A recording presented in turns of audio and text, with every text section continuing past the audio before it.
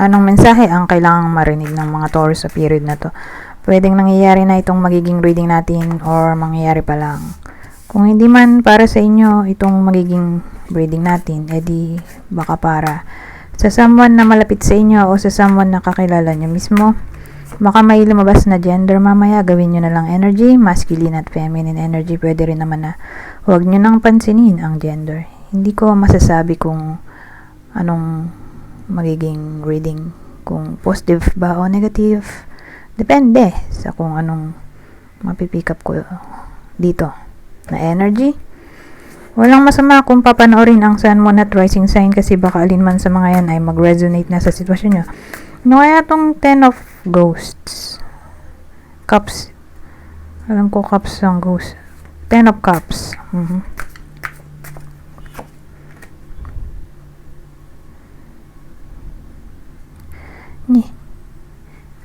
Nine of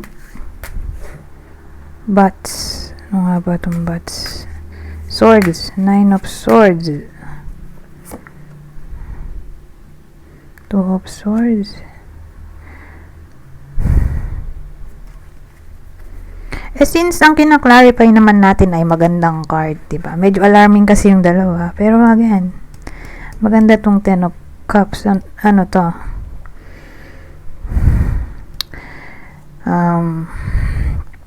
Ang dating sa akin, in the past to, nagkaroon ng confusion. 9 of Swords. O sige, sama na rin natin confusion, pero more like anxiety, depression, fear, trauma, phobia, guilt, regret.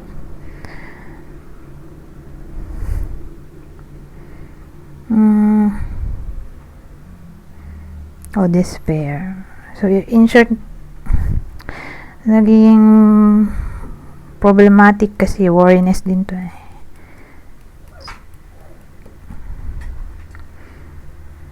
Ito yung confusion. Indecisiveness. 2 of Swords.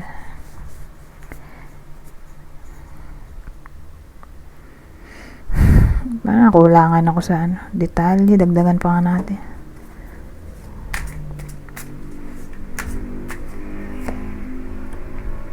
Nine na naman, may iba yan. May iba yung sinabi ko kasi kukombine ko yung dalawang 9.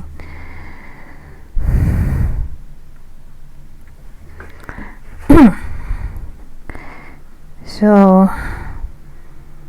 dalawa ang 9. 10 of Cups, kinlarify ng dalawang 9. Tapos 2 of Swords.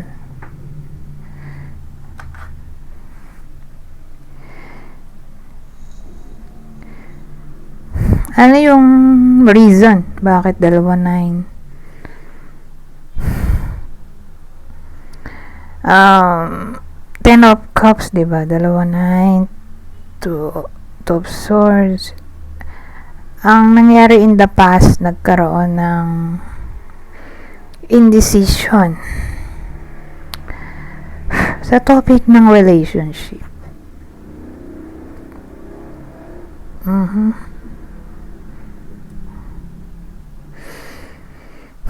Ewan ko, parang may problem dun sa topic ng relationship. In the past,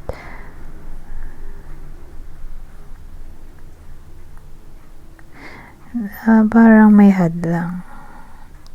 Sabihin natin in a relationship, example lang, case to case basis kasi. Sabihin natin in the past, na-meet ng iba sa inyo yung the one nila or yung gusto talaga nilang tao. Kaya lang in a relationship sila, yung mismong Taurus or yung crush nila in a relationship, so hindi pwede, di ba? Malabo. So doon na papasok yung 10 of Cups in a way na naging sila. Kasi pares na silang single. Case to case basis nga eh. Sabihin natin in the past, may dumating sa buhay nila Kaya lang, problema ang distance. Yun yung naging problem. So again, dito sa Ten of Cups, more like fulfilled sila in a way na hindi naging hadlang yung long distance, or nagkita sila siguro.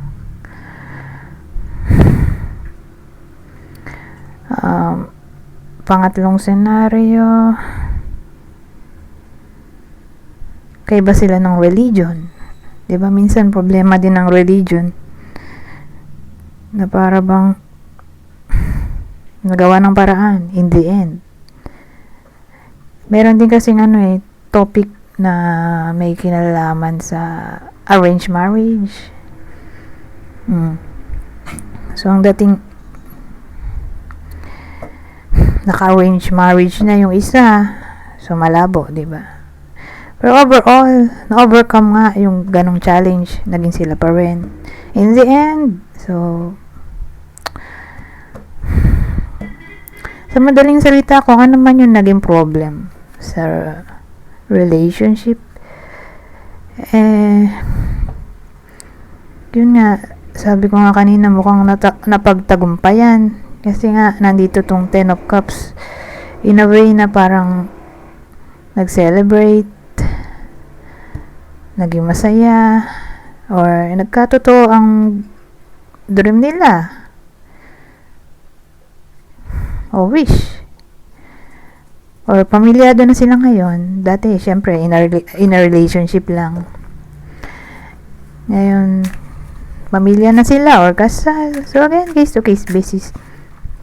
Pero ang dating sa akin overall, in the past na to, since ito rin naman ang unang card, in the past, maraming challenge sa relationship, pero nanatiling sila pa rin in the end dito sa Ten of Cups.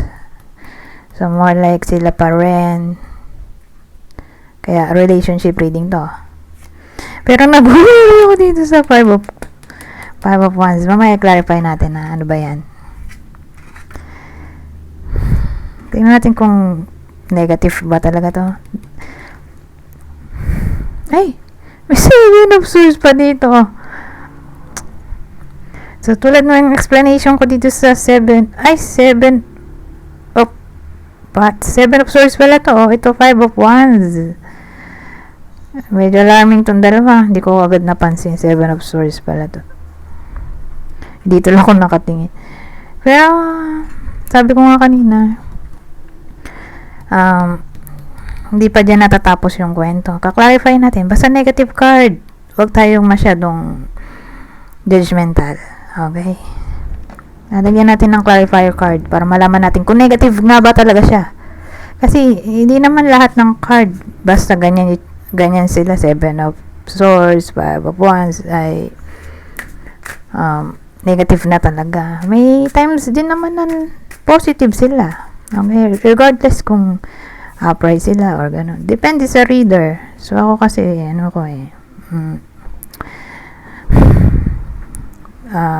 binabalance ko. Ganun ginagawa ko.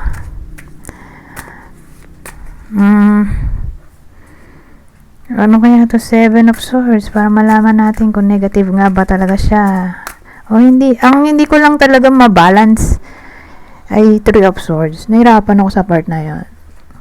Kahit lagyan ko pa siya ng clarifier card, doon ako medyo nahirapan sa Three of Swords. But again, Seven of Swords naman to Judgment.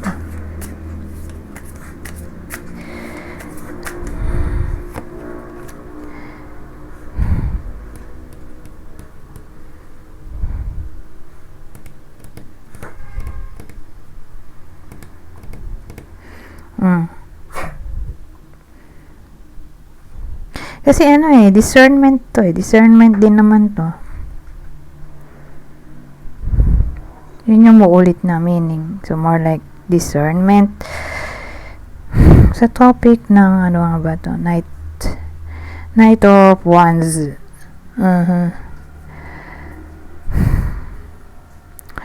So sabihin natin whether nangyayari na to or mangyayari pa lang, magkakaroon nga ng discernment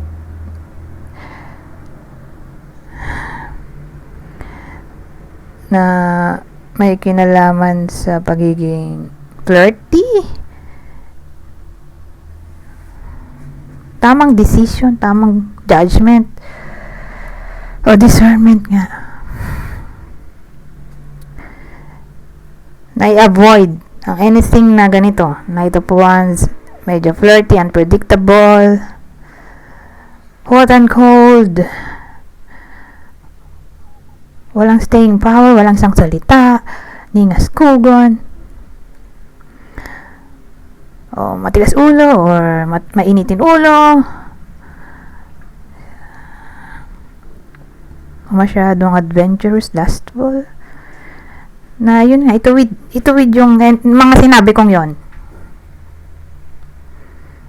So may someone na ganun, kumbaga itutuwid niya yung mga sinabi ko na negativity, pero hindi siya negative in a way na may cheating, ganyan, wala.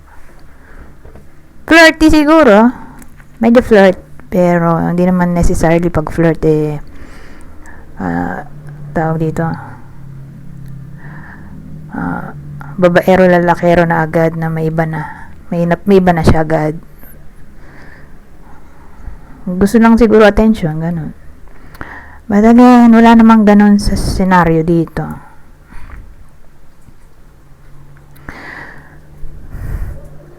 Kung ano naman yung problema sa sinabi ko kanina, again, itutuwid, hindi nagagawin.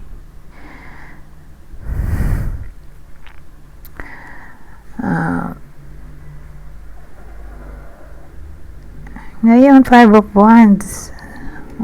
Dito na tayo sa 5 of Wands.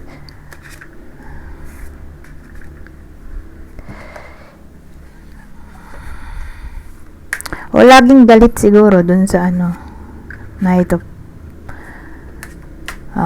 Wands. Mainitin ulo, galit lagi, laging buwisit.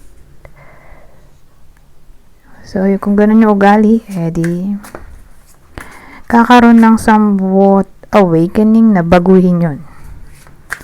Okay? Excuse me.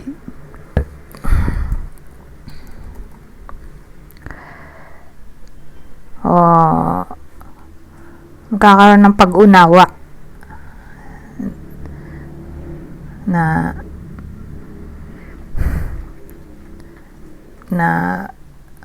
sabihin natin nirereklamo ng partner yung ganong behavior, ayusin niya yung sarili niya para magkaintindihan na sila or mapanatili ang peace. Ngayon, 5 of Wands. Ano kaya?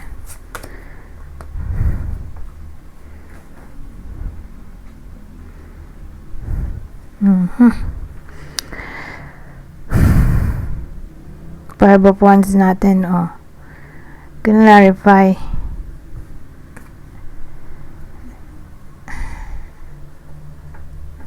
ng Ace of Swords. Dalawin ko ba to?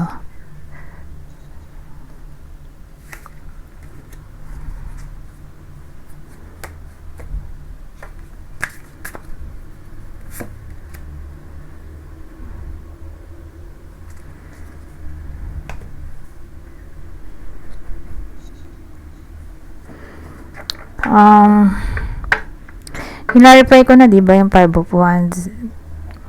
Inalam natin kung negative nga ba talaga siya. Kasi positive to So more like positive siya. Positive, labanan tong devil. So teka lang, paano ba explain yun?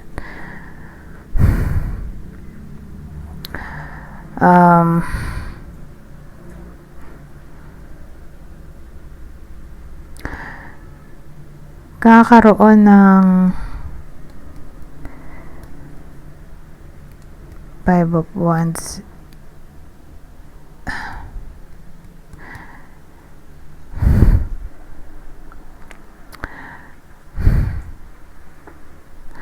Sabihin natin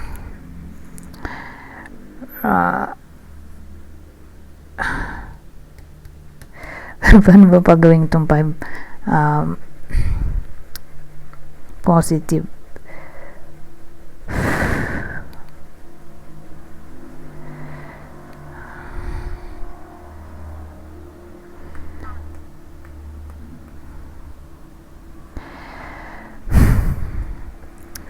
May ano kasi dito away, 'di ba? Ito positive naman to. Ace of Swords in a way na kung sakali man na mag-away sila o may pinag-aawayan sila matagal na paulit-ulit, ma-overcome kasi nga ano to victory, success.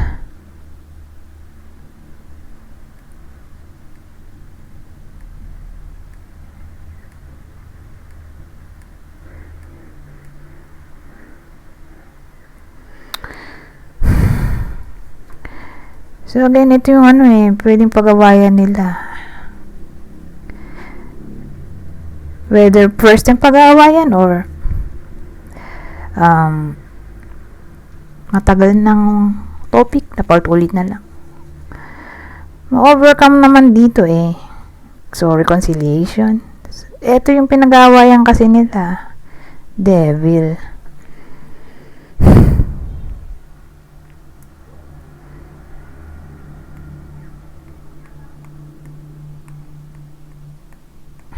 So, ano yung devil? So, probably kaya naman sa tawag dito, who knows, cheating? Kasi may 7 of swords tayo. Or selos lang. Jealousy. So, anything na may kinalaman sa negativity, all kinds na lang, negativity, evilness. Diyan sa the devil natin. Like, being controlling, possessive, obsessed, violence,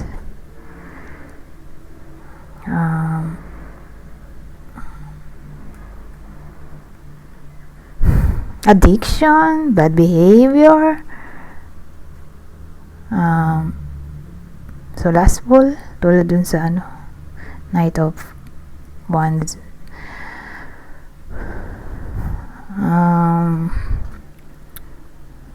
Ano pa ba? Or siguro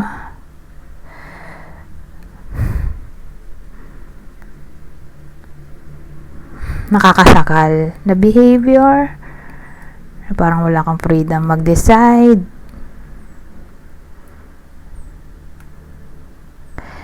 Lahat na lang ng kinatatakutan siguro. May someone na laging takot na baka gawin to ng partner niya. Let's say, ganoon. Marami siyang fears, or siguro dahil na rin sa trauma, sa past experiences, na parang natatakot siya na baka gawin ng partner niya, or baka nga may history in the past yung partner niya, na natatakot yung isa na baka ulitin na naman. So again,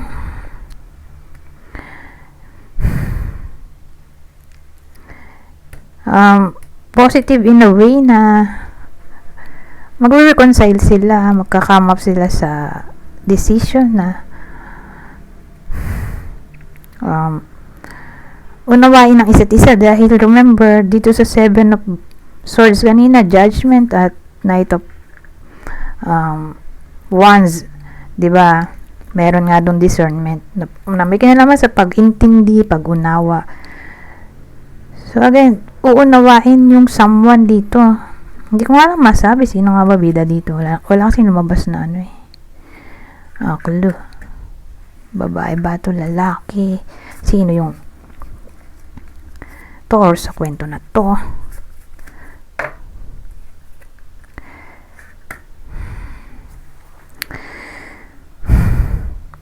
Basta ang clue lang natin, magkarelasyon sila Sa bagay, dapat pala ginawa ko na lang family. Pero, hindi ako doon nilid ng intuition ko. Minsan kasi pag nakita ko, 10 of Cups, family agad. Move on na ako sa next. Pero hindi ganun eh. Iba yung na-pick up kong intuition dito. Pero again, magka-relasyon sila eh. Yun lang ang clue natin.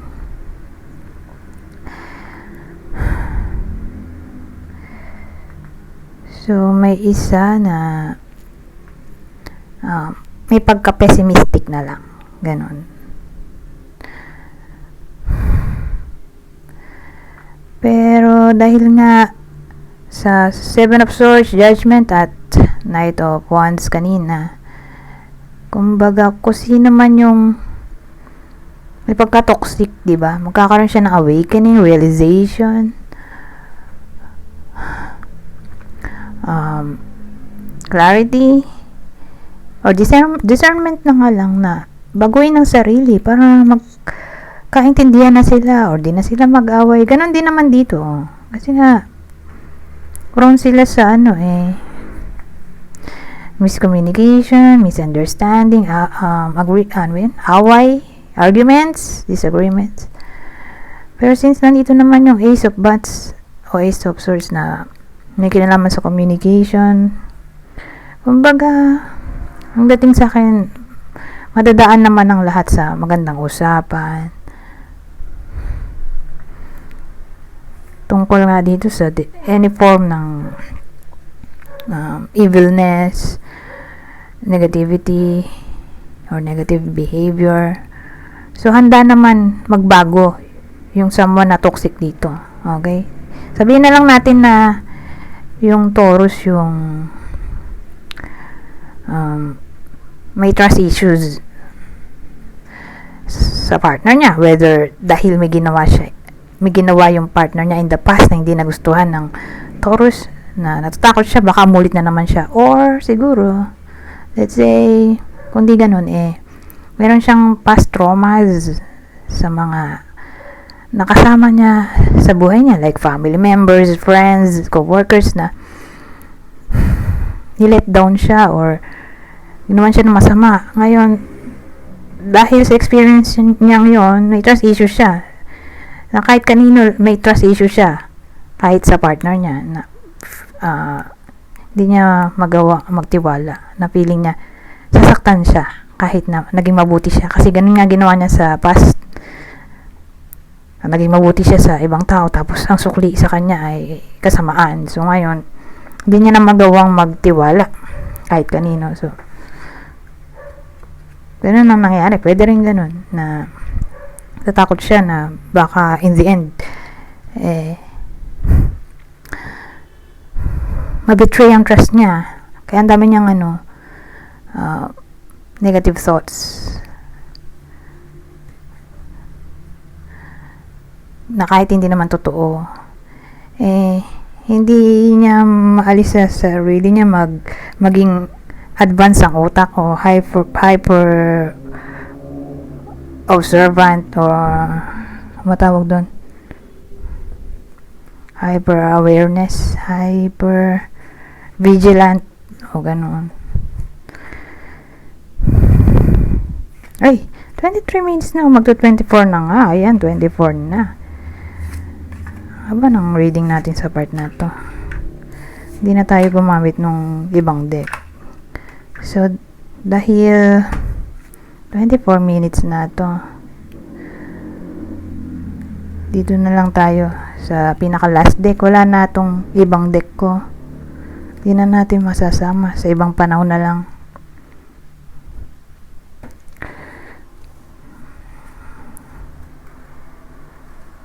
Anyways, ito na yung last deck natin. Sabi ko nga kanina, so sa deck na to, ito ang magiging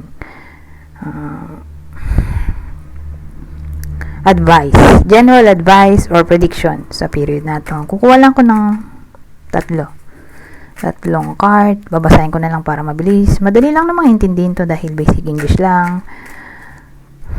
So, kunin nyo lang yung mensahe na sa tingin nyo ay fit sa sitwasyon nyo.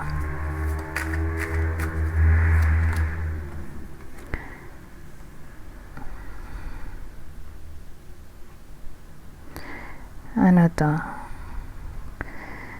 Follow your heart. Ito naman. Make a change for once. At ang huli,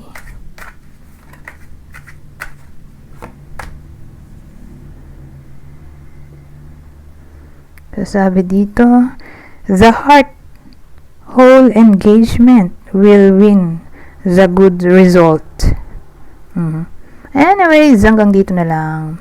Goodbye for now.